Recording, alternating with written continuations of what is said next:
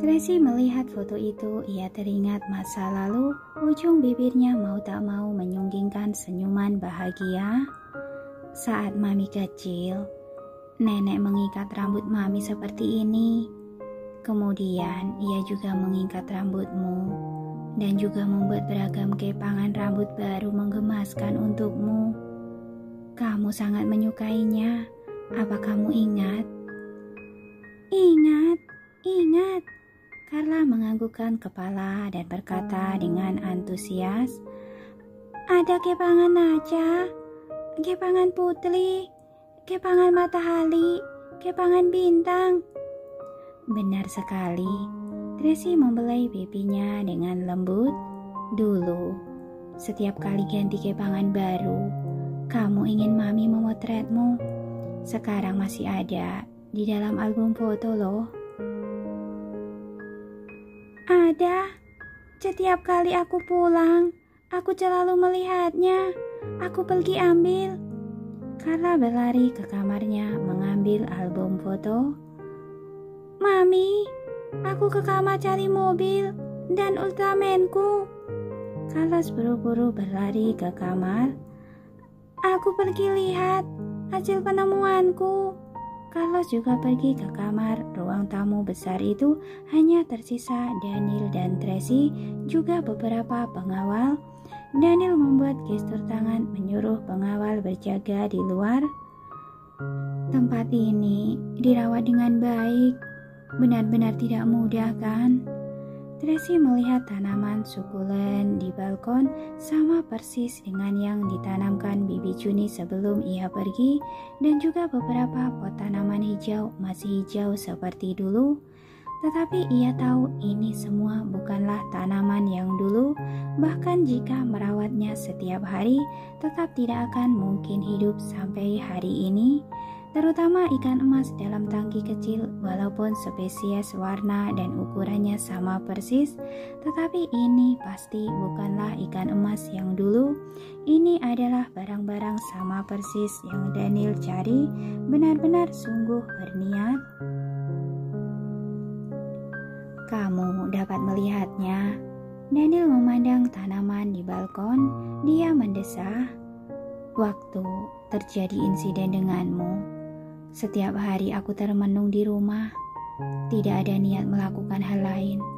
Ketika aku lelah melewati masa itu, tanaman dan ikan emas di sini sudah mati. Aku takut kamu sedih ketika pulang, jadi sengaja menyuruh orang membeli yang sama persis demi mengembalikan bentuk semula rumah ini. Aku mencari banyak foto dan video dulu agar mereka membeli sesuai foto.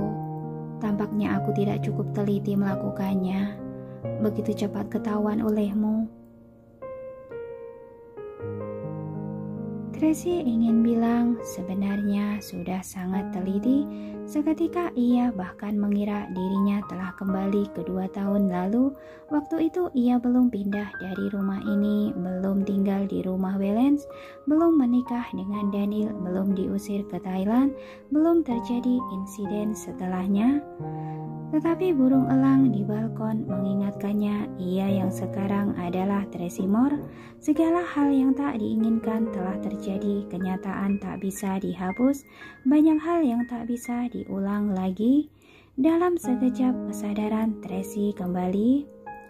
Untuk apa kamu membawa kami kemari? Apa yang ingin kamu lakukan? Tanyanya dengan dingin. Hanya ingin menyenangkan hati anak-anak. Daniel menjelaskan dengan sabar. Mereka bertiga tidak pernah berpisah. Sekarang tiba-tiba akan berpisah. Mereka pasti tak terbiasa. Aku membawa mereka pulang, ingin memberitahu mereka, entah apapun yang terjadi, kita adalah keluarga selamanya, agar ada kekuatan besar di dalam hati mereka, dan mereka tidak akan takut lagi. Ketika mendengar ucapan ini, Tracy merasa bersalah. Ia tak pernah sebaik Daniel dalam mendidik anak. Kamu istirahat dulu, aku siapkan makan siang. Daniel melepaskan mantel menggulung lengan bajunya dan melangkah ke dapur. Tracy agak tertegun, pria ini sejak kapan bisa masak? Ia tiba-tiba teringat dulu Daniel membawa Carlos dan Carlos masak. Mereka masak bubur tulang sapi, tetapi ia hanya pernah memasak bubur. Bagaimana bisa ia masak beragam masakan untuk makan siang? Tracy mengerucutkan bibir, malas mempedulikannya. Ia berjalan masuk ke dalam kamarnya. Kamar itu masih sama seperti dulu, tidak berubah. Anggrek di atas ambang jendela masih lembut. Buku besar di samping bantal masih terbuka. Komputer di atas meja masih membuka layar unggahan foto. Tracy tertegun, semua ini benar-benar mirip dengan semula. Ini pasti memerlukan usaha kerja keras baru dapat menampilkan hasil seperti ini. Ia mendekat dan menyentuh meja, ranjang, komputer, buku itu, anggrek itu. Hatinya mau tak mau tersentuh. "Mami!" Terdengar suara lembut Carla dari luar. Tracy berjalan membuka pintu. "Carla?" "Mami, lihat, Emily, Olivia, Desiku masih ada." Carla mengangkat boneka Barbie-nya. Ia berkata dengan antusias kepada Tracy, "Dulu, ketika aku kemari, aku tidak sengaja mematahkan kaki Olivia. Waktu itu aku menangis keras. Aku kira ia tidak akan kembali seperti semula. Tak disengaja, sekarang kakinya sudah kembali." "Papi yang membantumu memperbaiki kan?" Tracy berjongkok dan berkata dengan lembut, "Harus berterima kasih pada papi." Iya, aku pergi cari papi." Carla lekas berlari ke dapur mencari papi sambil memeluk boneka Barbie. Sedangkan di saat bersamaan, Carlos juga berlari mencari Tracy. "Mami, cepat sini lihat." "Ada apa?" Tracy ditarik Carlos ke dalam kamar mereka. Setelah membuka pintu, Tracy mau tak mau tertegun. Lego di ruangan itu masih sama seperti sebelum ia pergi. Sebuah pesawat luar angkasa hampir selesai, hanya tersisa satu keping itu. "Mami, masih ingat 2 tahun lalu ketika kita pergi, aku dan Kak Carlos sedang memasang Lego di sini. Waktu itu kita ingin menyelesaikan Lego sebelum pergi. Nenek bilang taruh dulu, nanti pulang baru lanjut. Kami masih terus mengingatnya sampai sekarang." Carlos agak terharu. "Ulang tahun lalu, aku dan Kak Carlos ingin menyelesaikan Lego ini, tapi aku tak sengaja merobohkannya. Aku langsung menangis di tempat.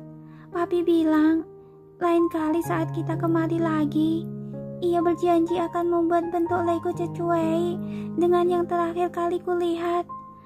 Ternyata benar." Papi diam-diam pulang dan menyusunnya semalaman. Akhirnya selesai. Carlos memandang Lego itu dan berkata dengan emosional, "Dan juga penemuan kecilku. Waktu itu satu skrup hilang, jadi aku tak berhasil memasangnya. Aku sangat sedih. Tadi ketika aku membuka kotak, aku melihat skrup itu diletakkan di samping. Aku tahu pasti papi yang membantuku mencarinya. Papi sungguh baik." Dalam seketika mata Carlos memerah. Carlos tidak bicara, hanya menundukkan kepala. Matanya memerah dan meneteskan air mata saat melihat penemuan kecilnya itu. Ia lekas menoleh ke samping, tidak ingin dilihat oleh Tracy. Tetapi Tracy mengetahuinya. Ketika melihat anaknya seperti ini, hatinya campur aduk dan sesak. Mungkin harapan terbesar anak-anak adalah keluarga dapat berkumpul bersama, tetapi Tracy tak dapat mewujudkan harapan mereka.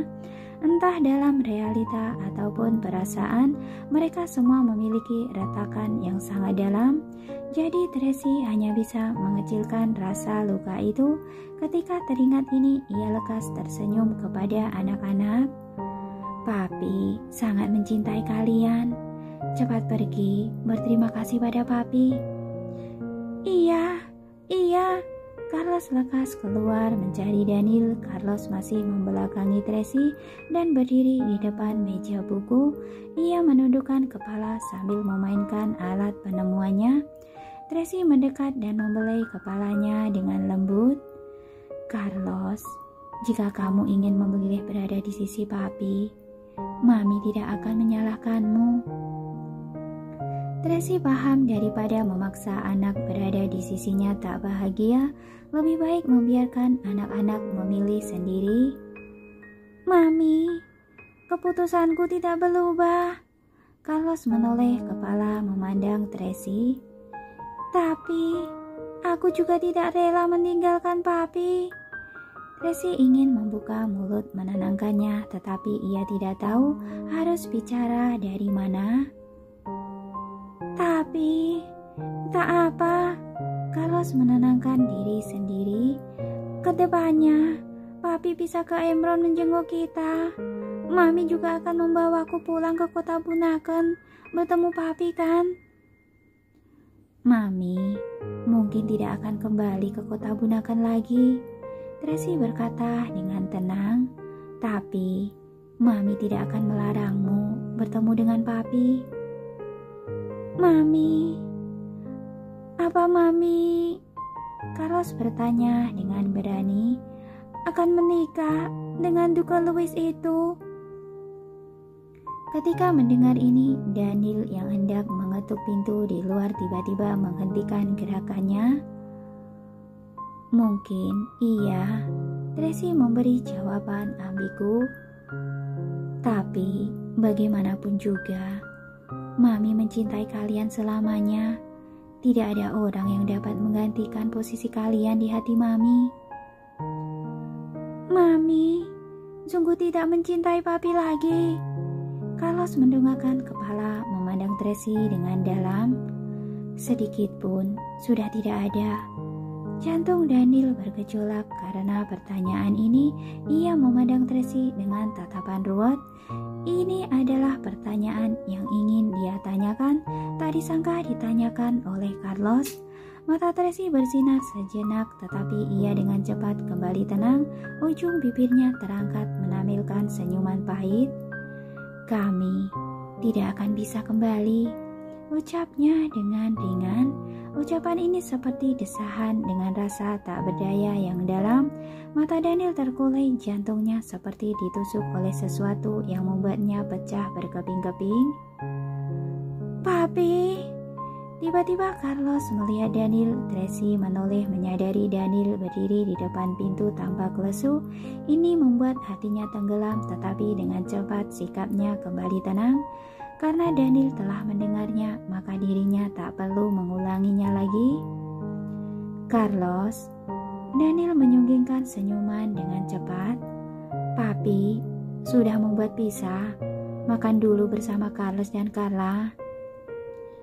Iya. Carlos lekas meletakkan barangnya dan mengenakan sandal keluar kamar. Cuci tangan dulu. Daniel membelai kepalanya sambil berpesan. Oke. Carlos pergi mencuci tangan lalu makan bersama Carlos dan Carla. Kamu juga makan sedikitlah. Makan siang harus tunggu sebentar lagi. Daniel berkata pada Tracy lalu pergi menuju dapur. Hati Tracy sangat ruwet ketika memandang punggung Daniel. Ia tahu Daniel membawanya dan anak-anak kemari bukan hanya ingin memberikan formalitas perpisahan yang hangat untuk anak-anak. Daniel juga ingin berjuang, berharap dirinya dapat berubah pikiran. Hanya saja sebelum Daniel bicara, dirinya sudah memadamkan harapan Daniel. Ia mengira Daniel akan mengatakan sesuatu, tetapi ia malah tak berkata apa-apa. Hatinya semakin ruwet. Tracy keluar dari kamar melihat anak-anak makan pizza dengan gembira di ruang makan. Satu persatu juga memuji pizza buatan Papi sangat enak. Tracy tak enak mengganggu mereka, jadi ia kembali ke kamarnya melihat buku keuangannya dulu.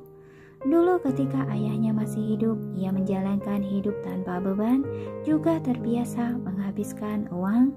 Kemudian setelah ayahnya meninggal, uang pegangannya sudah mau habis. Mau tak mau ia menjual barang peninggalan ibunya untuk melanjutkan hidup.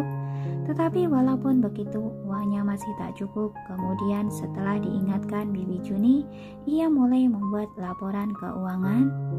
Pengeluaran setiap hari ditulis, kemudian akan dilihat pada akhir bulan. Pengeluaran mana yang kurang pas akan kedepannya dapat dikendalikan. Ternyata setelah terbiasa seperti itu, pemasukan dan pengeluarannya menjadi agak stabil. Tetapi ia masih terbiasa menghabiskan uang secara tak masuk akal. Misalkan jelas-jelas tidak ada uang, tetapi masih memilih sekolah terbaik untuk anak-anak sekolah. Ia juga membeli susu dan pakaian terbaik untuk anak-anak. Tetapi setelah habis digunakan, ia mulai menyesal, memarahi diri sendiri, tak bertobat. Bahkan dalam buku itu juga tertulis umpatan untuk dirinya sendiri. Tracy Smith, kamu benar-benar babi yang tak takut mati. Sudah begitu miskin, masih membawa anak-anak makan di istana anak-anak, menghabiskan 4 juta. Coba lihat, kamu punya uang dari mana untuk membeli susu? Tracy Smith, bekerja keraslah mencari uang, harus lepas dari kemiskinan. Wah, akhirnya gigolo itu mentransfer uang 10 juta. Senang sekali. Hari ini menghabiskan ratusan ribuku untuk beli obat penguat demi gigolo itu. Belum lagi disindir oleh pelayan apotik, bilang aku kikir dan tak punya hati, membuat suamiku kering karena cuma beli sebotol penguat. Aku mendengar 2 orang itu menggosipkanku saat aku kembali mengambil tanda terima. Menyebalkan. Hari ini Bibi Juni beli lemari, juga harus bayar uang listrik dan air, total 4 juta. Sedangkan bisnis gigolo hari ini buruk. Aku panik sekali. Jika begini terus, keuanganku akan berantakan lagi. Tidak bisa, aku harus memikirkan cara agar dia bisa menghasilkan lebih banyak uang. Setiap keuangan yang ditulis setiap hari, Tracy akan menulis sedikit catatan harian di bawahnya. Sekarang dilihat-lihat sangat menarik. Wajah Tracy mau tak mau menyunggingkan senyuman. Ia lanjut membalikkan buku keuangannya. Tiba-tiba ia menemukan surat yang terlipat rapi di dalamnya. Ia membuka surat itu dan mau tak mau tercengang. Karena aku merugikan Tracy Smith 2 tahun lalu, maka mulai hari ini aku akan memberikan setengah dari gajiku sebagai biaya kompensasi untuk Tracy. Tidak boleh menyesal, tidak boleh menunda bayar. Jika tidak, aku akan disambar petir hingga mati. Ini seperti surat utang anak sekolah dasar. Tulisan yang miring dan jelek itu adalah tulisan yang ditulis oleh Tracy. Di bawahnya ada tanggal, juga tanda tangan Daniel dan cap jarinya.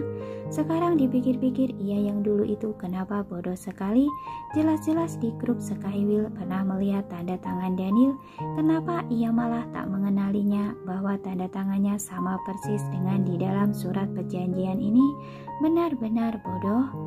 Tetapi setelah dipikir-pikir, ini karena ketidakberdayaannya dan kecerobohannya yang menyebabkan banyak hal terjadi. Jika diganti dengan ia yang sekarang, maka masalah-masalah besar itu tidak akan terjadi. Ketika memikirkan ini, ujung bibir Tracy terangkat menertawakan diri sendiri. Ia hendak menyimpan kembali surat itu ke dalam buku. Tiba-tiba terdengar suara dari balik punggungnya. Apa kamu merasa lucu saat memikirkan dirimu yang dulu? Daniel membawa segelas jus masuk dan memberikannya pada Tracy.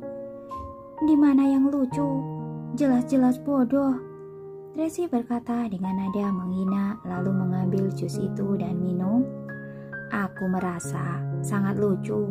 Daniel mengambil surat perjanjian itu, ujung bibirnya menunjukkan lengkungan menggoda ketika teringat kejadian dulu.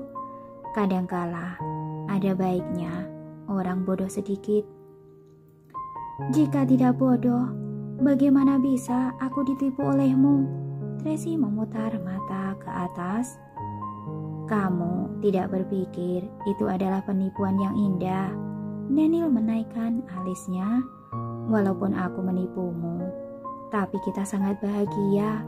Selain itu, kamu juga menipuku, terus menyembunyikan masalah anak dariku. Tidak ingin aku tahu. Aku yang membesarkan anak-anak, atas dasar apa harus kuberikan padamu? Selain itu, saat itu emosimu tak stabil, suka tak berperasaan. Bagaimana aku bisa tahu kamu hanya menginginkan anak saja? Tracy berkata dengan spontan. Setelah bicara, ia terdengang. Benar juga, sebenarnya sejak awal yang ia cemaskan adalah hal yang selanjutnya yang terjadi. Hanya saja pada akhirnya ia tidak bisa menolak godakan cinta, jadi ia melepaskan rasa waspadanya agar anak-anak mengenali keluarganya. Ia mengira cinta sejati dapat menghadapi berbagai kesulitan, mengira Daniel dapat melindunginya.